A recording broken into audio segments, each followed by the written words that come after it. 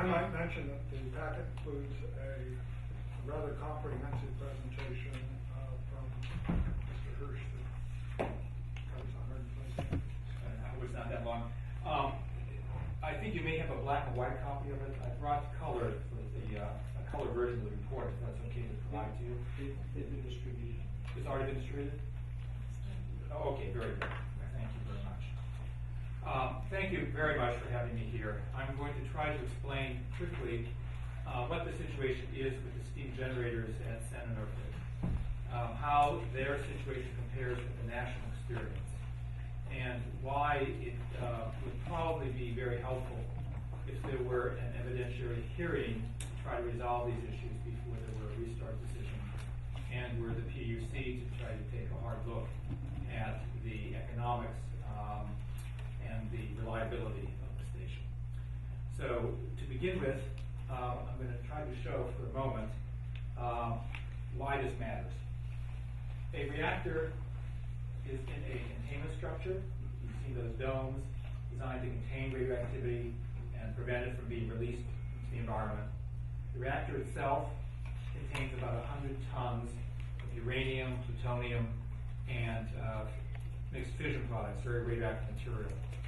It operates by the fuel fissioning, causing tremendous heat to be generated, and that heat is transferred to a primary coolant, water, which is under great pressure, so it won't boil.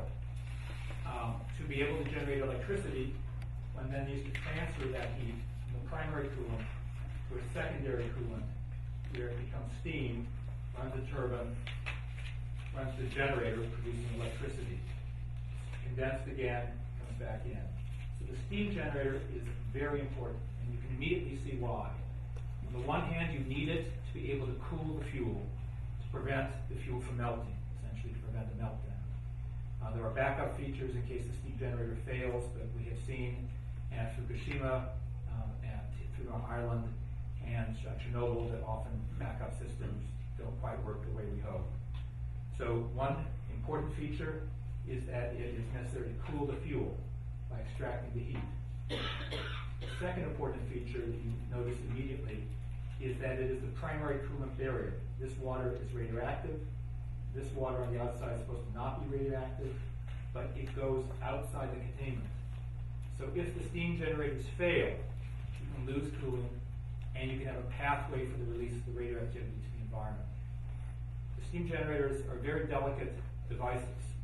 In order to transfer the heat efficiently, they have to have very thin tubes. But in order to prevent the radioactivity from being released, those tubes also need to be very strong. And that produces quite a design tension. Here are the steam generators for SanO. And I just want to point out a couple of design features. They have a U bend, as you see at the top. They have anti-vibration bars. They have a retainer bar that holds those anti-vibration bars. You can't see very well, but there are a whole series of plates through which the steam generator tubes run. And the difficulty is that these each provide a place where there can be rubbing, vibration. If the tubes rub against the anti-vibration bars, or against the tube support plates, or if they rub against each other in the free span in the U-bend area, or against the retainer bar, you can have a vibration that causes rubbing. That rubbing can damage the tube, causing it to thin. And if it thins too much, the tube can burst. So you don't want the tubes to get damaged. The key that you'll see from this chart is there are four basic kinds of damage that can occur.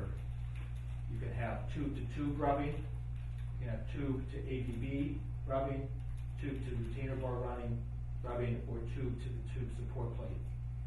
Unfortunately, at SanO, we now have all four kinds, and in steam generators that are very new. The history of this facility is that the steam generators were supposed to last for 40 years. And so when the reactor was designed, there was no door put into the containment structure, because you assumed you were never going to have to get in something very large. I mean, there's small doors, but there's nothing very large.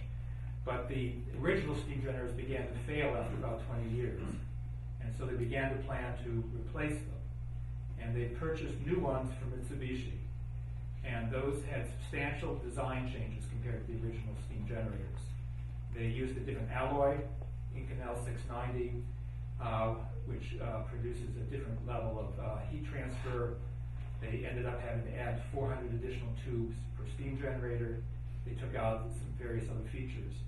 And those design changes have clearly caused these new steam generators to fail in a period of 1 year in the case of Unit 3 and about 1.7 years in the case of Unit 2. And I know you know the controversy. In order to avoid a license amendment request to the NRC, which would trigger a higher level of review, and to review the prospect that there could be an evidentiary hearing requested by the public, Edison told the NRC that this was a like-for-like replacement. 100-watt GE light bulb was being replaced by a 100-watt GE light bulb. We don't need to analyze that. It's the same device. But at the same time, they actually made substantial changes to the design, and those changes have now crippled the steam generators. So we had no thorough review by NRC. We had no license amendment. We had no evidentiary hearing, and now there's $1 billion cost. The central question is how damaged are these steam generators and whether or not Unit 2 is substantially different than Unit 3. And it took a great deal of effort to get these data. I'm sorry that it's a little fuzzy, but you have them in your packet. But I want to show you what's significant about these data. This is Unit 2. Remember that there are 2 steam generators per reactor, so a total of 4. And so here is damage at the anti-vibration bar. And you can see that there are 1,757 wear indications at the AVBs in one steam generator and 2,591 in the second. That's an awful lot. What I mean by wear indication is if you have a broken leg, you have a broken leg, but sometimes you have the broken leg broken in 2 or 3 places. So this is how many places on the tubes there is wear. The tube support plate, we're having hundreds. In Unit 2, there's very little tube-to-tube wear and a little bit of retainer bar wear, for a total of about 4,700 wear indications on a total of about 1,600 bad tubes. That's a lot. And I'll show you how much a lot in a moment. Here's Unit 3, and you'll see that they also have thousands of indications at the AVBs, large number for the tube support plate, and several hundred at the tube-to-tube wear. Again, a total of about 1,800 bad tubes. So the first thing you see immediately is that Unit 3 is a little bit worse than Unit 2, but not that much different.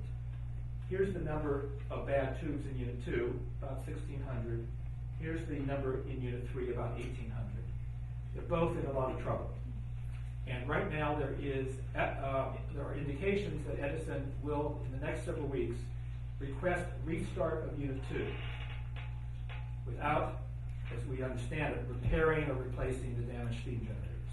We'll propose operating at a reduced power and hope that that will reduce the rate of damage to the tubes. There's been an argument by Edison that these are 2 very different reactors and that this one is really not in bad shape. But you'll see it's not in much different shape. And that the damage to Unit 2 is basically normal settling in wear. If I can just read a statement from an Edison press release, they said that the nature of the wear is not unusual in new steam generators and is part of the equipment settling in.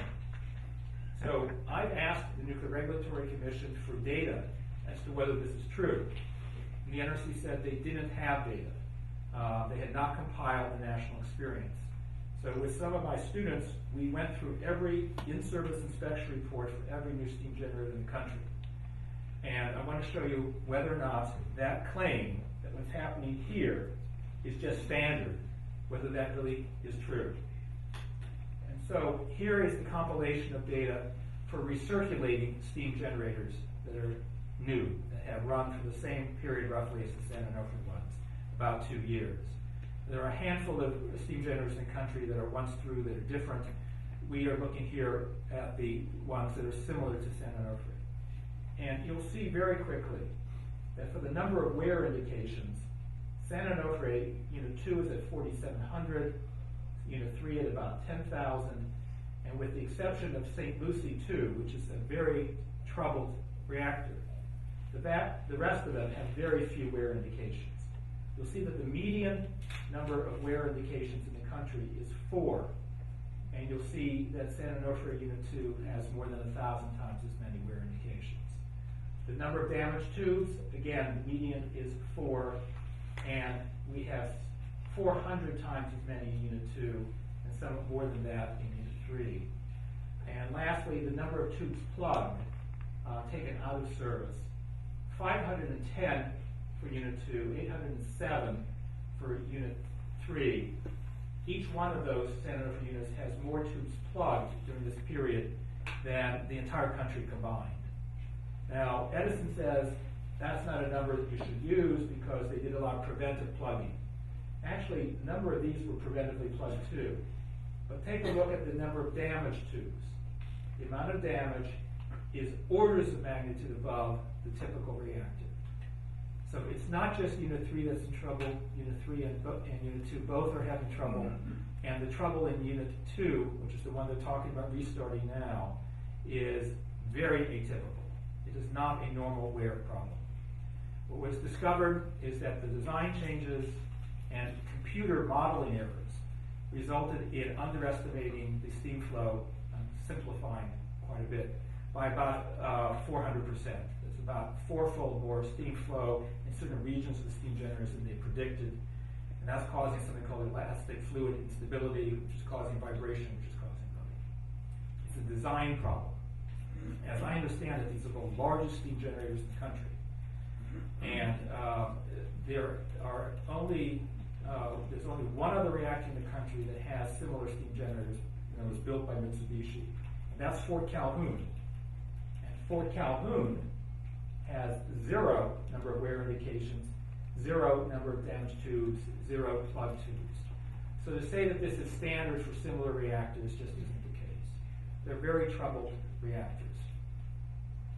And I've just graphed it for you. So you can see, this is San Onofre 3, San Onofre 2, staggeringly higher than the number of problems at other reactors during the same period. This is for the number of wear indications, the number of damaged tubes, and the number of steam generator tubes plugged. So what does this mean? Here are the data for a moment. The median number of steam generator tubes showing wear after one cycle of operation nationally is 4. San Onofre Unit 2 has 400 times as many. The median number of wear indications of steam generator tubes is also 4. San Onofre Unit has 4,721 million times. And the number of steam generator tubes plugged, the median nationally is 0. And we have hundreds of those units. So where does this leave us? We have steam generators that in a period of 1 to 2 years are showing the wear, the aging, that you would normally see in steam generators in decades. They have an 8% plugging limit. At the end of 40 years, you're not supposed to have to plug more than 8% and still be able to operate at full power. They already had to plug about 4%. In other words, in 1 or 2 years, they've plugged about half of their margin for plugging. The ones that haven't been plugged, just to remind you, are still showing substantial wear. And so you have to plug when you've worn through 35% of the thickness of the wall. So they have lots of them that have gone through maybe half of the thickness that they're permitted to before they have to plug in just a year or two. Now you immediately figure out what all this means. It means you have a very unreliable power source. This is approximately 2,200 megawatts of power from the 2 reactors. And you had to get through this last year without them. We're now talking about having to get through much of next year without them. And from these data, it's pretty clear that unless there's some dramatic change, the reactors will not be able to operate for very long. They're wearing out those tubes quickly. So one is a reliability question. From the economics of this community, you want to make sure you have a reliable energy source. And that means someone should be looking ahead and planning. What are we going to do to replace this power? Not to get through the summer to run through or to get through next summer, but we have a longer term problem. Someone needs to start saying, what are we going to do for replacement power that will be reliable and safe? The second, frankly, is a safety question. If indeed we have a situation which is really dramatically skewed compared to the rest of the country, is it safe to start up Unit 2 and run it simply at lower power and hope for the best and see what happens? And I would argue that that's an experiment that is unwise. One wants to fix the damaged devices or replace them, not keep the damaged steam generators in run and just hope for the best. It's a poor analogy, but if you have a car with bad brakes that needs to have the brakes repaired or replaced, and you say, I'm not going to do that, I'm going to run at 50 miles an hour and hope for the best. It's possible that running at 50 miles an hour will be okay. It's possible that running at 70% power for a while will be okay. But it's also possible that something bad can happen. You can have, a main steam line break, which depressurizes the steam generators, and if the steam generator tubes are weakened, then they can burst. And maybe it's just one or two, and that's not a big deal, but it might be quite a few of them, and that can propagate. And then you can have this out-of-control situation, if your backup systems don't work, of losing coolant, causing some melting, and having radioactivity released into the environment. So I'm not suggesting to any of you that you should make that safety judgment. I'm not suggesting to any of you that you should believe me that there is a potential problem. But from a point of view of policy and from the point of view of policymakers, I think the question is really fairly simple and fairly clear. Before there's a decision to start up Unit 2 again, I think it's very reasonable to say there should be a full evidentiary adjudicatory hearing in which Edison's experts have to testify, NRC's experts testify, and independent experts testify, where there's cross-examination, where there are documents are all made public and not kept hidden, and where independent triers of fact will make a judgment whether the case has been met, has been demonstrated that it's safe to operate. So it's not a question of you deciding it's unsafe or deciding it's safe. It's a question, shouldn't there be a mechanism where that's done, rather than just something between NRC staff and Edison. And this would be less of a powerful argument if the previous decision as to how to replace the steam generators had been done in an appropriate way. If they hadn't bypassed the license amendment process, if they had a hearing, if the NRC had done a further review, this problem could have been detected originally. What I'm concerned about is that NRC is on the verge of making, in Edison, the same mistake that was made originally, deciding to restart without a license amendment, without an adjudicatory hearing, without an opportunity for the evidence to be weighed. The second issue has to do with economics reliability. The California Public Utilities Commission is charged with and required under statute to initiate an investigation if a facility is down for 9 months. Clearly this will be down, that 9-month period is coming up very close soon.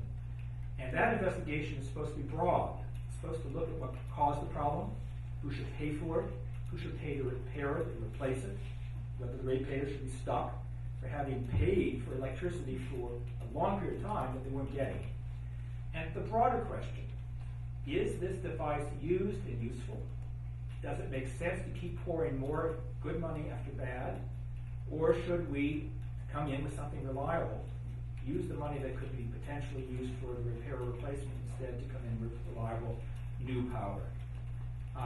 I think that both are prudent from a policy standpoint. If we had been more careful before, we wouldn't be in this place. And now that we have a broken device that looks very difficult to run safely and also very difficult to run reliably for any significant period of time, shouldn't we take a hard look at where the money should go and how to keep the lights on? Not just this summer or even next summer, but for the next decade and beyond. So I looked at your resolution. I think it's very sensible. I understand there's a suggestion for a couple tweaks to the PUC section, which I think makes sense. But I think urging that before we jump into a situation where you could potentially have problems with what's inside that reactor, which contains 1,000 times the long-life radioactivity of the Hiroshima bomb. It only stays in if you keep it cool. That we, before we do that, should give the kind of scrutiny, at least, that we give to far smaller matters in government. This is a big deal. 8.5 million people live nearby. And we should protect them, and we should, at the same time, protect the economy. Thank you very much. Thank you. Are there any questions from the council? No? Thank you very much, sir. Thank you.